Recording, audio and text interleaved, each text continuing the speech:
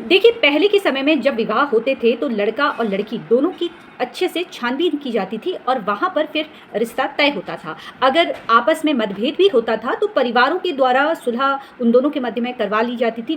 लेकिन अब जो समय है वो बदल गया है।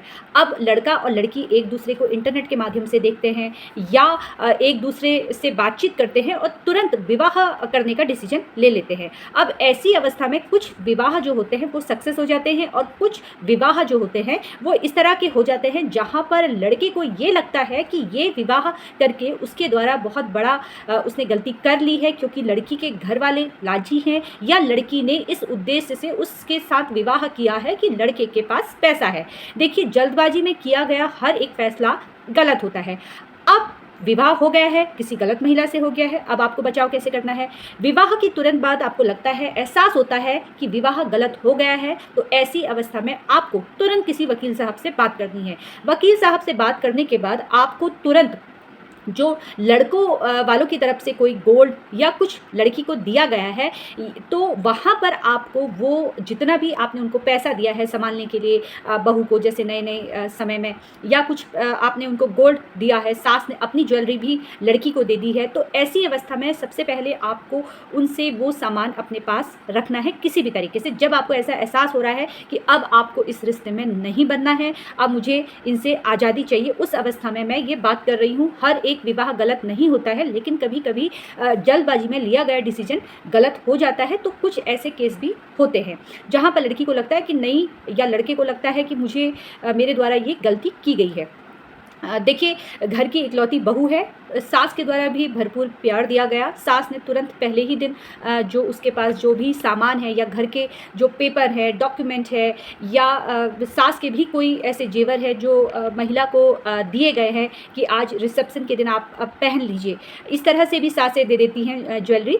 तो वहाँ पर तुरंत पहले आपको अपना जो सास का स्त्री धन है और जो घर के आपके पेपर हैं, कोई इंपॉर्टेंट ऐसा डॉक्यूमेंट है, वो सब अपने कब्जे पर रख लेना है, उनसे वापस ले लेना है। अधिकतर लोगों के द्वारा गलती क्या होती है कि जैसे ही विवाह होता है, विवाह होने के बाद वो तुरंत एक जॉइंट अकाउंट खोल लेते हैं या कोई प्रॉपर्टी खरीदते हैं तो तुरंत महिला के नाम पर कर देते हैं। तो इस तरह की गलती तुरंत कोई भी व्यक्ति करता है तो फिर कल के समय में अगर मतभेद की स्थिति उत्पन्न होती है तो वहाँ पर फिर उसको कानूनी जब कार्रवाई होती है, वहाँ पर उसको दिक्कतों का सामना करना पड़ता है। तो इसलिए यहाँ पर मैं आपको यही बताऊँगी कि तुरंत पहले आपको वकील साहब से संपर्क करना है और जो आपके द्वारा उनको कुछ गिफ्ट दिया गया है या कोई ऐसे घर के पेपर है, वो तुरंत उनसे वापस ले लेने हैं।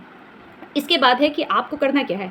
आप जॉइंट परिवार में हैं, आप अपने माता पिता के साथ, भाई भाभी के साथ हैं, तुरंत आपको किसी भी तरीके से आपको उस घर से अलग होकर रेंट के घर पे चले जाना है। आपको उनसे कहना है कि ठीक है, मेरे माता पिता से मेरी मतभेद है और इन्होंने जितना भी पैसा मेरे विवाह में खर्चा किया है, मैं सारा पैसा इनका वापस कर देता हूँ, और आपके पास जितना भी पैसा आपके बैंक में है, आप वो जो आपका पैसा है वो अपने घर पर अपने माताजी या अपने पिताजी के पास आप ट्रांसफ़र कर सकते हैं या भाई बहन किसी को दे सकते हैं कि भाई मैंने इनसे उस समय उधार लिया था, विवाह हो गया था, मैंने इनसे घर खर्च के लिए और हमारे जो नई यात्रा है जीवन की विवाह के बाद, उसके लिए मैंने इनसे पैसा लिया था, लेकिन अब मुझे इनका पैसा नहीं लेना है, और ये कह के आपको वो पैसा तुरंत उनको वापस कर देना है।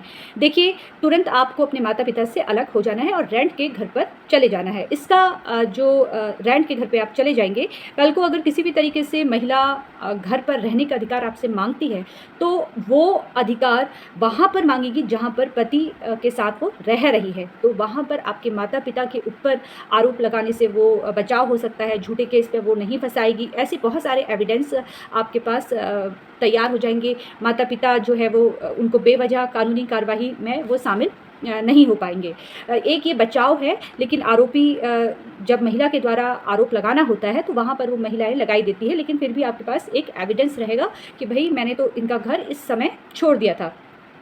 अगला है एविडेंस। एविडेंस पर विशेष तौर पर ध्यान रखिए। घर पे कैमरे लगाइए, या महिला आपके साथ मतभेद कर रही है, लड़ाई झगड़ा कर रही है, मारपीट कर रही है, धमकी दे रही है, बोलती है कि भाई तुम ऐसा नहीं करोगे, मैंने तुमसे गलत विवाह कर लिया, मैं यहाँ से कूद जाऊँगी, मैं अपना नस हाथ की काट लूँगी। इस तरह की धमकियाँ भी महिलाओं के द्वारा दिया जाता है कि भाई मैं अपने आप को जला लूँगी। इस तरह से जो जिनका नेचर होता है बार बार धमकी देना या बार बार क्रोध करना, जहाँ पर वो कुछ भी घटना घटित कर सकती है, तो इस तरह का अगर महिला का नेचर है तो वहाँ पर भी आपको अपने घर पे कैमरे लगाने हैं। अगर वो ऐसी हरकत कर रही हैं तो आप रिकॉर्डिंग कर सकते हैं, और ज़्यादा अगर दिक्कत होती है तो आपको तुरंत अपने घर से आप नज़दीक के पुलिस स्टेशन में फ़ोन करना है। देखिए, आस पड़ोस भी यहाँ पर काफ़ी महत्वपूर्ण उनका रोल होता है। अगर किसी भी तरीके से महिला का जो नेचर है वो इस तरह से है, तो वो कल आस पड़ोस में भी उनका जो व्यवहार होगा वो इसी तरीके से होगा। तो वहाँ पर भी घर की बात छिपाने की बजाय अगर बाहर, घर के से बाहर आवाज़ जा रही है तो उसे जाने दीजिए कि कल के समय अगर कोई किसी भी प्रकार से महिला आप पर आरोप लगाती है तो यही जो आपके बाहर वाले हैं ये आपके खिलाफ गवाही नहीं देंगे, आपके पक्ष में ही कल को गवाही इनके द्वारा। देखिए, अगला जो पॉइंट है ये बहुत महत्वपूर्ण है कि देखिए, अगर महिला का नेचर ऐसा है कि वो आपको कुछ भी उठा के फेंक देती है, मारती है, उसने कोई सामान लिया और सामान उठाकर आपके ऊपर फेंक दिया। अब जब महिला के द्वारा इस तरह से हरकत की जा रही है कि जहाँ पर जो भी उनके हाथ पे आया है उन्होंने तुरंत आपके ऊपर फेंका, और फेंकने से आपको चोट लग जाती है, जबकि महिला के द्वारा ये जानबूझकर किया गया है, जहाँ पर उनका उद्देश्य है कि आपको चोट पहुँचे या आपके अंदर एक डर की भावना हो, तो वहाँ पर अगर चोट आपको लग रही है या आप की स्थिति ऐसी गंभीर बन गई है कि आपको मेडिकल के लिए जाना है, तो तुरंत आपको एक मेडिकल अपना करवाना है। तुरंत उसको आप रख कर अपने पास सबमिट कीजिए, अपने पास रखिए उसको एविडेंस के तौर पर, ये आपके बहुत काम आने वाला है।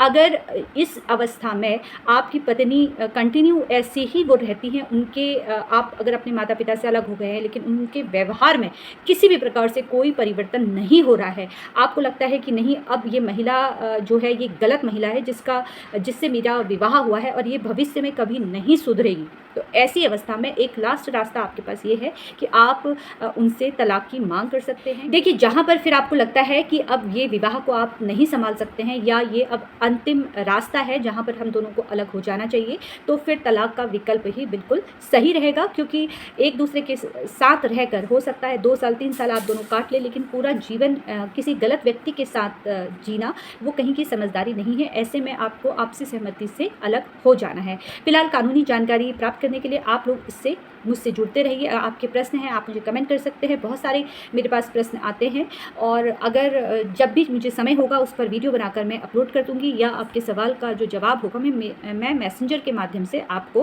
पोस्ट कर दूँगी। फिलहाल इसी तरीके से मुझसे जुड़ते रहिए। आप मेरे अन्य सोशल मीडिया प्लेटफॉर्म जैसे यूट्यूब और इंस्टाग्राम और फेसबुक पर भी मुझसे जुड़ सकते हैं। कानूनी जानकारी प्राप्त करना हर एक व्यक्ति का अधिकार है, इसलिए अधिक से अधिक इस वीडियो को लाइक कीजिए और शेयर कीजिए। धन्यवाद।